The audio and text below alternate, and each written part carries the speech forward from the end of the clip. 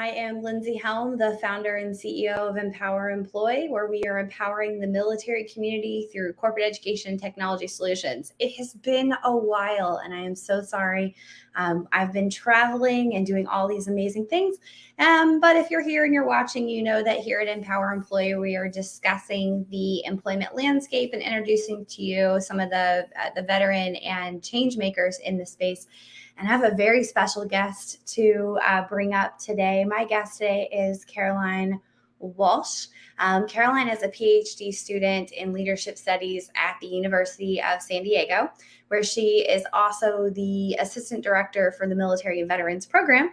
She's also the author of Fairly Smooth Operator, My Life Occasionally at the Tip of the Spear, a comedic memoir she wrote while taking courses with the nonprofit ASAP, also known as the Armed Service Art Partnership, a nonprofit providing art classes to military veterans. Caroline is a Coast Guard veteran and a former CIA analyst who serves as stand-up comedy instructor in the newly created San Diego branch of ASAP, where I actually have been training with them and performing, and I have all kinds of information. So welcome to the stage, my guest and very funny lady, Caroline Walsh. Hey. Hi, Lindsay. How are you? I'm good. Thanks for joining us today. I am so excited to talk about you and for once not have to be the comedian. So I'm going to put all the pressure on you today to be funny.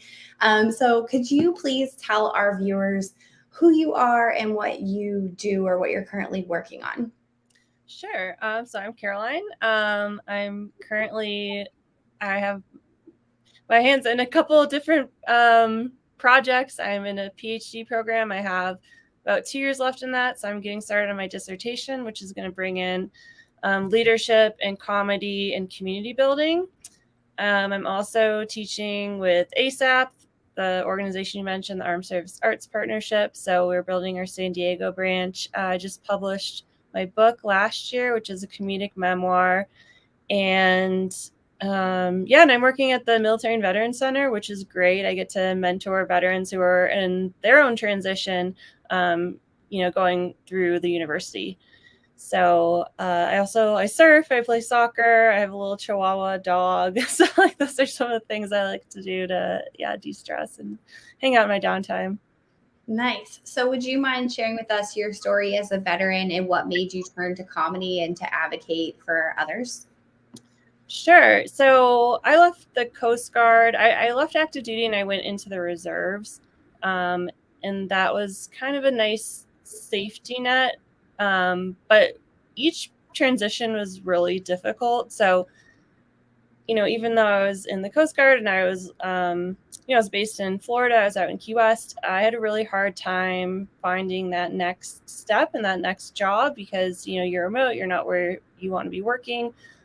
So through my experience, I just developed so much empathy for that transition.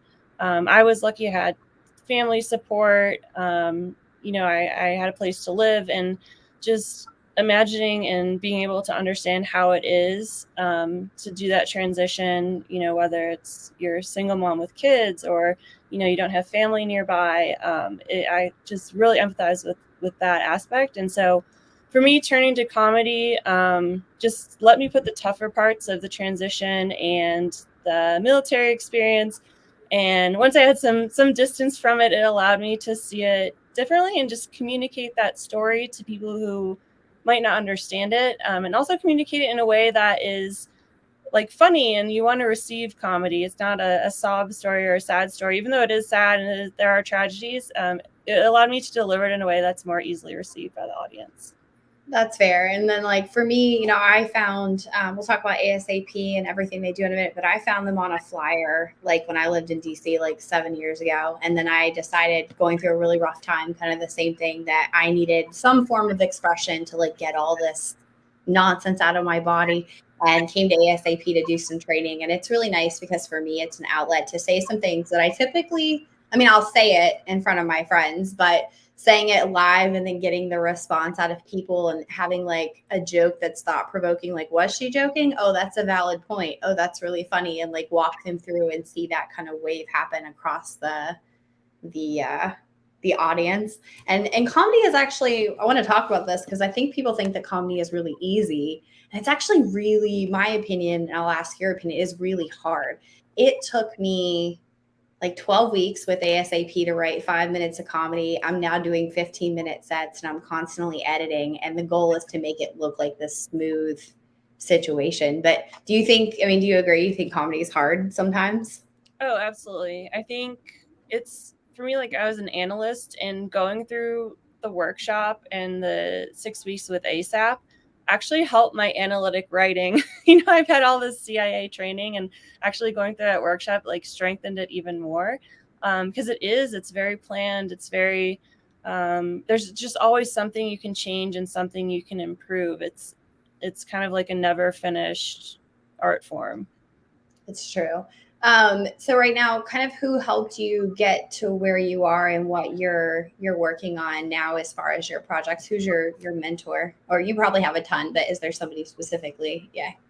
I think just staying connected to the different veteran communities has been really helpful. I think I don't have like a specific mentor, but there's a handful of people in all these organizations that have supported me or given me invitations to different things. My friend, Tahina Montoya, we served together in Key West at Joint Interagency Task Force South. And just this year, she hit me up and she's like, hey, there's a joint women's leadership symposium. We'd love to have you speak and just join in on the event. And so, just staying connected and being open. And, if I have an event, then I'll invite people I know. So I'm also involved with the team Red, White, and Blue. Their group in DC. I mean, I couldn't ask for better mentors in the transition, just people who had been through what I had been through. And just seeing that they were successful, and like the job transition specifically is difficult, and you can get really down on yourself, but seeing people who have done it gives you a little bit more confidence that like, okay, like I can do this too. Well, speaking of inviting you, surprise, I'm going to be in DC with, or not DC, excuse me, San Diego with my team in a couple of weeks. And we would love to come see you and the ASAP group perform. We're going to need some relief after a stressful day. So please send us the invite and tell everybody, do you know of any events in San Diego just while we're there? So we're putting together our monthly open mic nights. So our September one is pending. We're planning it right now so we can get the word out in plenty of time for people to put it on their calendars. I secretly want to be greedy and send you the dates that we're going to be there so I can embarrass myself in front of our entire team and all of we're going to be at Women's Venture Summit, which is a really good space for like venture capitalists and other women investors and entrepreneurs. So all these women are going to be like ascending on to San Diego for like the entire week. And if we have time, it would be great to bring them over and let them see entertainment, but obviously I promised our team I would perform. So if you give me the dates, let me know when. We'll make the announcement on our social and I'll perform if you guys will have me. But let's about you. I'm so excited. So the next thing that we have to cover that I'm really excited about is projects you're currently working on. You've got your hands in everything, but really, I think I'm going to flash this across the screen. Let's talk about this book. How proud are you that you got to write this? Let's start with that. So this is, I'm sorry, I'm everywhere. Let me slow down. So this is the Fairly Smooth Operator book. I got Caroline to sign it last time that I was in California. So this is my prized copy. I will not be giving this away. You can get it on Amazon, but take it away and tell us all about your book. Oh man. It starts in kind of my last year of college, and it's short stories that I think wrap up little points and experiences of my life and each transition and the military. And then I was even allowed to put in a couple CIA stories. I think I have about 5 chapters with that were all approved for publication. And so I think for me, it takes you on a bit of a roller coaster. So I like to use comedy to tell the tougher stories, but then when it comes to the serious stuff, sometimes like I didn't want to joke about. I have a chapter on like the suicide of a friend, and like I didn't want to make that funny. I wanted that serious, but I could put that story in there because it's in between some things that are a little bit lighter. And so it's kind of my way of just processing that journey. And I've had people like in the military reach out to me and say that, we all have these really similar experiences, and sometimes it's nice to just read and be like, oh my gosh, I'm not the only one that thought that. I also had a couple women who aren't in the military reach out, like women who are, data scientists working for Amazon, other kind of more male dominated fields. And they're like, oh my gosh, I didn't know that you're dealing with this too. So it was really great. I was so self-conscious to publish it. It's pretty personal. So I've been so grateful for the positive feedback, and just knowing it makes a difference. It's not just like, oh, hear about me. It's like, no, like, let's connect and like realize we all have these really tough stories and we've been through a lot. Yeah, well, can I read a little bit of chapter 2 for everyone? It'll take like 30 seconds. Okay, so her title for chapter 2 is called Boot Camp, and we'll talk about this because I think this is funny. It says, my friends and I thought Coast Guard Boot Camp would be like a military version of Baywatch. We would train on the beach, practice valiant ocean rescues, and learn advanced first aid. Turned out the only thing Baywatch liked that would be our cheap, ultra thin Baywatch like would be our cheap, ultra thin bathing suits that showed every crevice and detail. That's actually really funny. I thought boot camp, I didn't know what to expect from boot camp. I was really young for the Army, and they just said, oh, you're going to go to basic training. And you had watched all these like Hollywood videos of like drill sergeants in your face. So I had no idea what to expect. I know that I got screamed at, and I don't have any fun stories of glamour like beach. I just know that I got rolled in the mud. So I think that this is awesome. Is there another highlight out of the book or a message that you think really resonates throughout the entire, because you have a blurb in there about how you hate motivational posters because, failure is not an option, but it definitely is. So I'm just curious. Yeah, I mean, I think there's definitely leadership stories in there because, I joined very junior in the Coast Guard. I already had my college degree and then went to the very bottom of the Coast Guard. So there's a lot of leadership stories just about how those people in charge of you, right above you, whether you're in the military or in the private sector, they have so much impact on your life. And like being able to understand that, oh, when you're in that leadership position, you can make somebody's day great or horrendous. And like, that's a lot of responsibility. So I think for me, like having those little stories of leadership was really important to put out there because, especially in the military, when people are controlling your entire day, like you really like are so grateful when you have those good leaders. So I think that's really important. And then also mistakes, like there are a number of chapters that are about my mistakes, and people, and then the people who kind of saved me and let me be okay with making those mistakes and just told me like, okay, don't make that mistake again. So I think the leadership and then like the little failures you all have along the way are really important to communicate. Well, that's amazing. So we have a couple questions left, and one of them that there are three, but one of my favorites is, what's the best piece of advice you could give to the veteran community when they are feeling like they're defeated and in that transitional period of their life? My best piece of advice is to connect, and probably the easiest way to connect when you're feeling down and the best community is the veteran community, because most of us can relate to some pretty dark, hopeless feelings, and we've gotten ourselves back out of it, and we can help each other get out of it and get our confidence back. So I think connect, whether it's, reaching out to anyone, reaching out to me on LinkedIn, to you on LinkedIn, whether it's career or personal. I might not be able to help you, but I can connect you with a group or somebody local, or, just kind of start that process to get you something that you need. So I think don't be afraid to reach out, especially to other veterans. We're all here to help you in so many different areas.